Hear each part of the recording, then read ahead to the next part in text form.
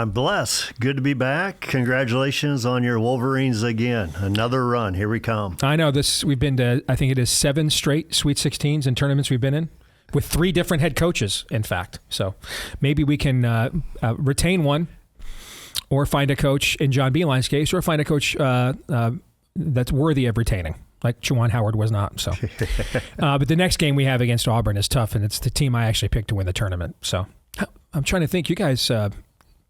It's been a minute since your Hawkeyes have been in the Sweet 16, right? Let's talk about what we're going to be talking about, Steve. But, we are looking for a new head coach. Did the Drake coach? He did. That was announced by your AD this morning. Yep. I think Ben McCollum will do a great job for the Iowa Hawkeyes. I think he'll do. I think he's probably, and I don't mean this condescending, but it'll come across as such. It's the best hire Iowa could have made given the state of its current program. Okay. And just to wrap up the basketball facts, I'm 93% on my bracket right now, but I have Michigan State winning it all. Do you? I've not even looked. I was at 80% after round 1. I've not looked after round 2. I have Auburn winning it all. Are all your Final Four teams still intact? Yeah, I think they're all playing yet. Mine are too. All right. Let's get to what I think is become really, I think now, the tipping point defining moment of the Trump presidency. And you tell me if you think maybe I'm overreacting or not, because I see parallels between what's going on with the judges. And clearly, I'll just say this. I mean, when we were going after judges in Iowa 15 years ago, Fox News was laughing at us. Without question. Okay, now I'm at the gym this morning in between lifts, and it's almost all Fox News is talking about. Is the judges and the impediment they are to the Trump administration. Now, here's the thing. No one wants to actually talk, though, about a solution. We want to kvetch. That's kind of what we do on the right. We're great at kvetching, but when we get to solutions, usually we get in the way of somebody's grift or fear or shibboleth. And so we just go back to permanent kvetching. But at least kvetching about... And we do that better in the minority than in the majority. Correct. But at least kvetching about the judges is a step up from what we have done, which is just flat out ankle grabbing to them for the last generation. All right. So I see parallels between Russia collusion and the scamdemic in Trump's first term and the judges in the second term. All right. So let's start there, because if I'm right, then I think a drastic course of action will be required. And if I'm not, then maybe not. All right. So in the first term, you had unelected intelligence community officials essentially serve as the bulwark against Trump's first election win. And they operated with the intent of nullifying the results of the 2016 election. And for 3 years, 2.5 years of the first 2.5 years of the Trump presidency, it worked. Until Bill Barr spent the entirety of whatever political capital he had left on shutting it down, then done nothing else as AG for the final year. That's all he did. But that one thing was important, okay? But notice it had to be stopped. Like the Office of Independent Counsel, or what I used to call back in those days the leakocracy for the media, wasn't going to stop itself. They weren't going to just shut down. They had to be stopped, right? They had to be shut down. The scamdemic was so if that was about nullifying the 2016 election, the scamdemic was about certifying the 2020 election with the results that the spirit of the age wanted. And how many times did we do that show that year, me screaming over and over again, you will have to fire Fauci and stop all of this or you're going to lose the election, right? I remember it well. Okay. I think so again, unelected bureaucrats in the intelligence community, unelected officials and bureaucrats in the healthcare sector, unelected judicialcrats, judges in the judiciary. Same pattern.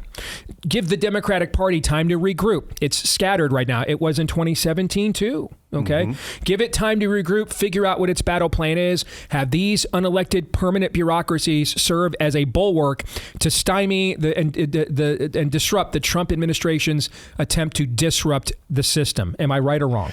You're exactly right. Matter of fact, they're operating off a common thesis too. What is the game plan to stop Trump? Because when he won in 2016, he wasn't supposed to win. So there comes all the Russia collusion stuff. How can we stop Trump? Because he's a dangerous person to our culture, to our way of living, to the American way of life, to the international community.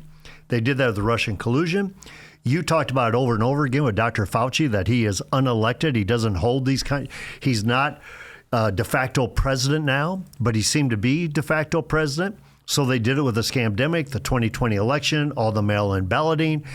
But now it comes to, Steve, a branch of government that you and I are all too familiar with, the unelected judges, of saying, how do we stop Trump now?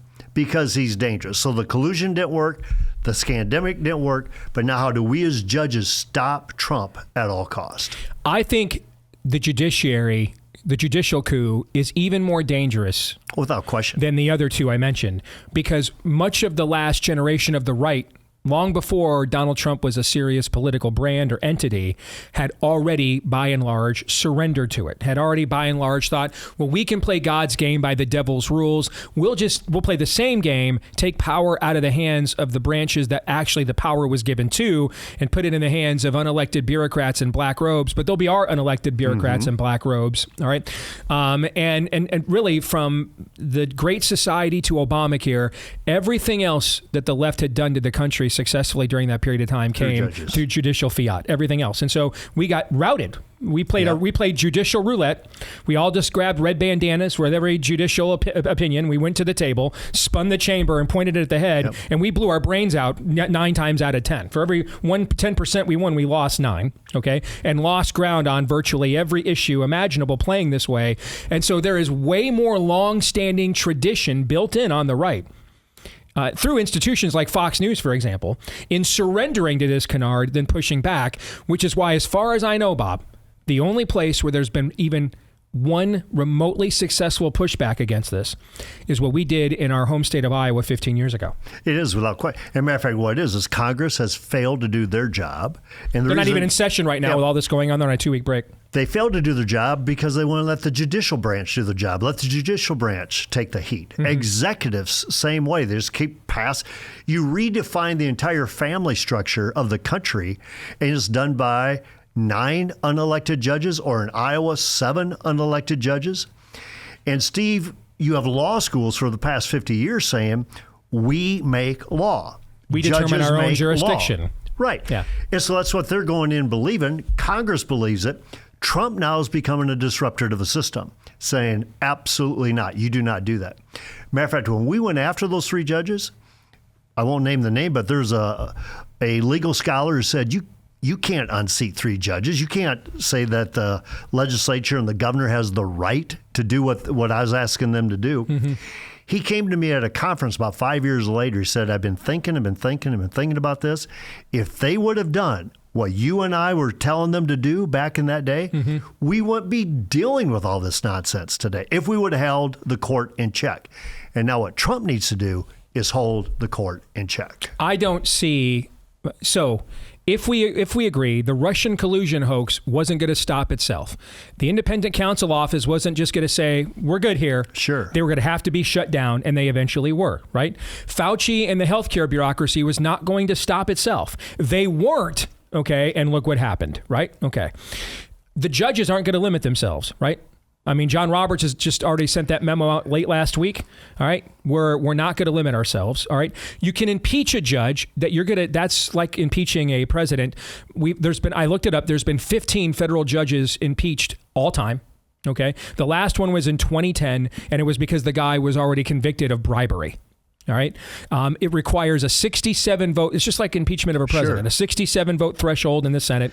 That process will take months, if not years. The amount of time that they will expend on all kinds of orders and injunctions and everything else will have lost so much ground by the time that's concerned.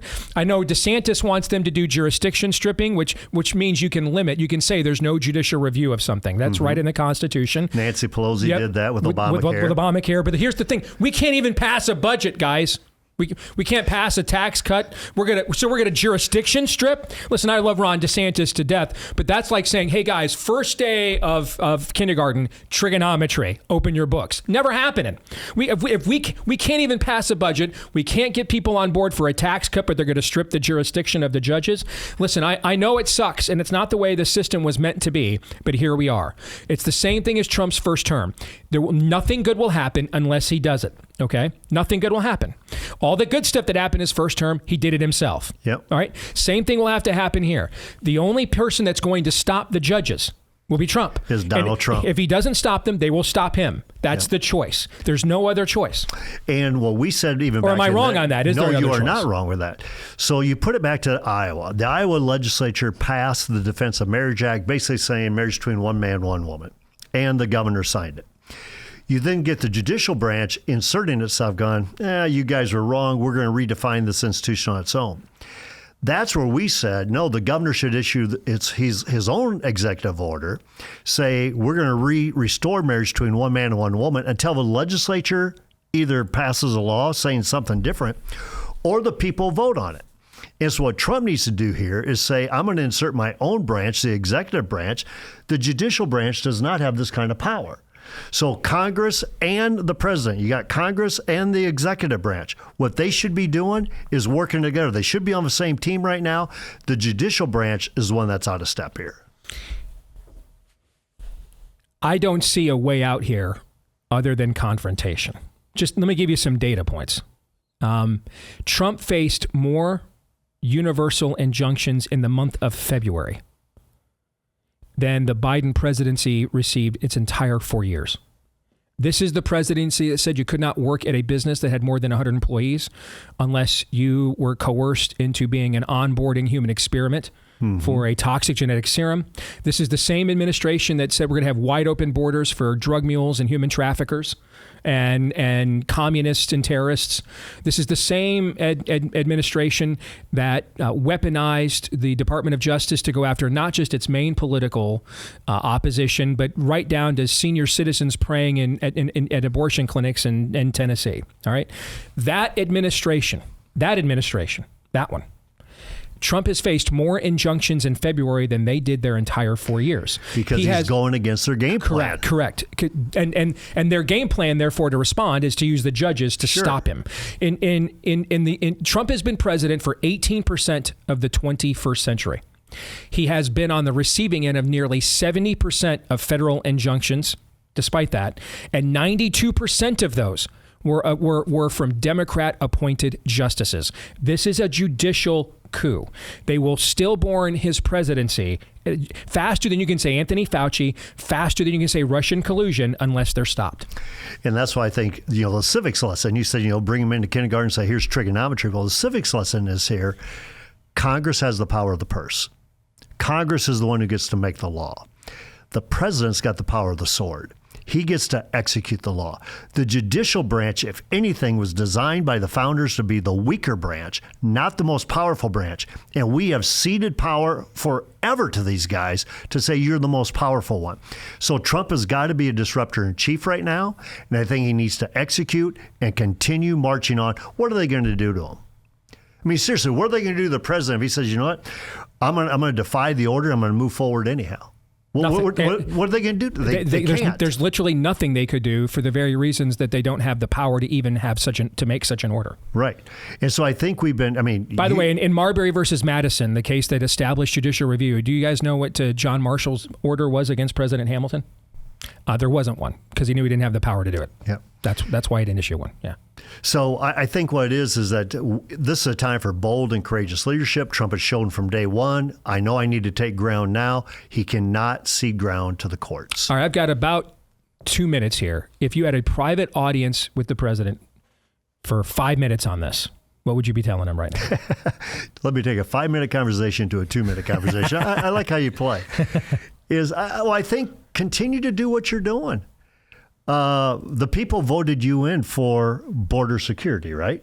They wanted you to bring some basically level of operation here to the border versus the chaos that we're experiencing. So therefore, go ahead and be bold and courageous and make sure that it happens. Just like when I ran for governor and when you were on the WHO radio, when I said I'd issue an executive order on day one, I think he needs to continue to push through and make sure that Mike Johnson stays with him and John Thune stays with him.